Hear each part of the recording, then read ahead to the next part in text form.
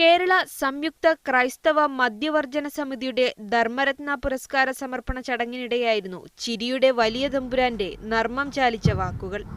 മുൻപ് ഒരു മന്ത്രി പറഞ്ഞു, കള്ള വിൽപ്പനയില്ലെങ്കിൽ വിദേശീയരുടെ വന്ന് ഈ വലിയ 5 സ്റ്റാർ ഹോട്ടലിലൊന്നും താമസിക്കരുത്, നമ്മുടെ വരുമാനം.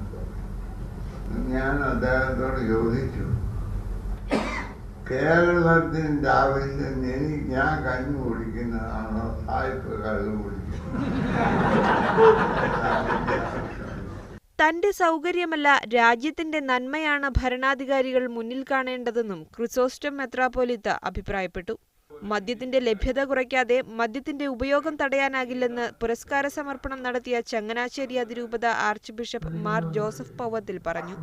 ടൂറിസം മേഖലയ്ക്ക് തിരിച്ചടിയായെന്ന് തെറ്റായ പ്രചാരണം നടത്തുന്നവർ ഔദ്യോഗികമായ കണക്കുകൾ പരിശോധിക്കണമെന്നായിരുന്നു പുരസ്കാരം വാങ്ങിയ ശേഷം VM സുധീരന്റെ വാക്കുകൾ. കേരളത്തിൽ മദ്യനയം നടപ്പിലാക്കിയതിനു ശേഷം ടൂറിസത്തിൽ നിന്നുള്ള വരുമാനവും കേരളത്തിൽ വർദ്ധിച്ചതായിട്ടുള്ള കണക്കുകൾ കൃത്യമായി നമ്മുടെ കയ്യിൽ.